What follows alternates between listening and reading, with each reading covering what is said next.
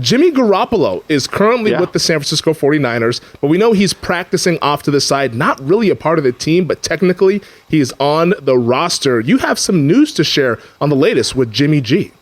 I keep asking teams all the time, why don't they just cut Jimmy G now? Mm-hmm. And the answer that I got back from multiple teams is they don't want him to go to Seattle. And I said, well, how interested is Seattle in Jimmy G? And he said, oh, they're very interested in him. So for all the talk about Geno, for all the talk about Drew Lock, I think Seattle knows they're going to get Jimmy G.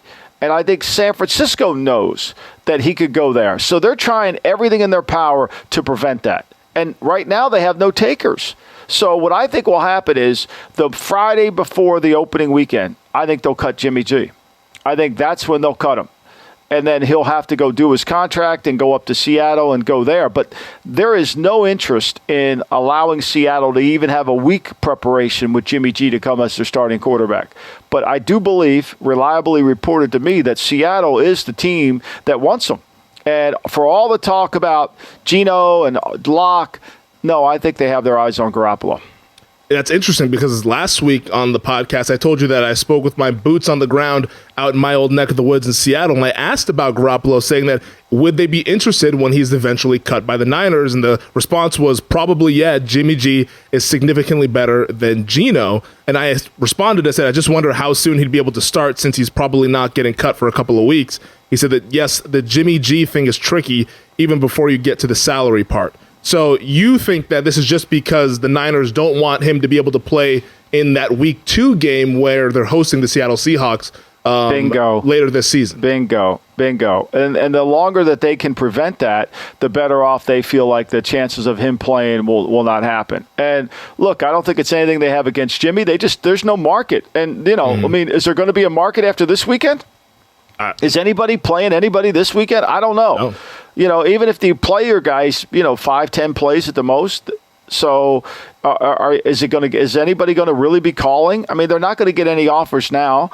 And so they want to make it as difficult as they possibly can because they know he's going to end up in Seattle, at least as of right now. Now, we know there's no absolutes in football. Things could change. But for right now, that's why they're holding on to him. That's why they're doing all this, is to keep him from playing in that Week 2 game against them. I mean, that's the last thing you want to do is cut your guy and then go up there and then your guy doesn't play good and the guy you cut plays well. A month from today, the Seahawks will be hosting the Atlanta Falcons in Week 3. Who's going to be their starting quarterback for that game? Can we get DraftKings to put? I would bet Jimmy Garoppolo. Okay.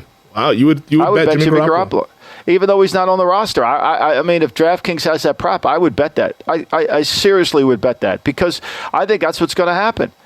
I mean, I think that's where he's going. I mean, look, it's no secret that they've been holding out, And I think because of that, it's going to work out. I think they're going to end up getting him because where else is he going to go? Where else can he go?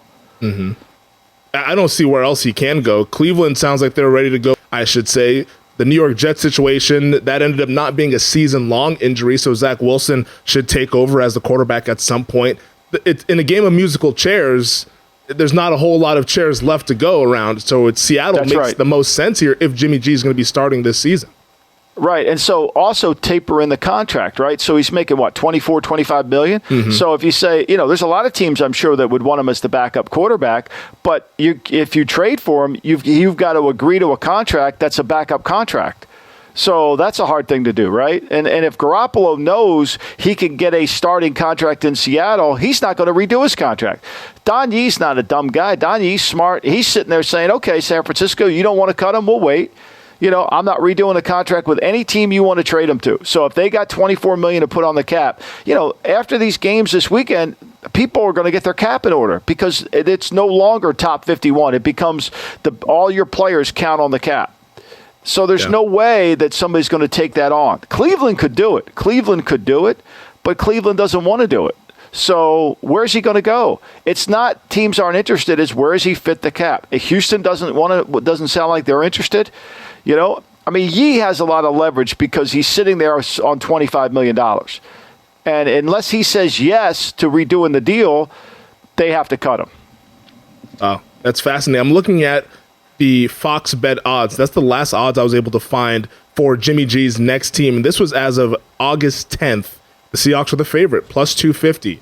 to be Jimmy G's next team. The Houston Texans were 4-1, Giants plus 550, Buccaneers plus 850, Browns 9-1. So everybody kind of realizes that if there's a potential starting quarterback vacancy, it's up in Seattle. But with that said, Pete Carroll is talking about this Geno Smith, Drew Lock thing like it's still a quarterback competition, because I understand Jimmy G is not on the roster, so he has to go about it that way. Right. But Drew Lock is going to be playing tomorrow night against the Dallas Cowboys. Maybe we see Geno Smith as well as this quarterback competition extends into September.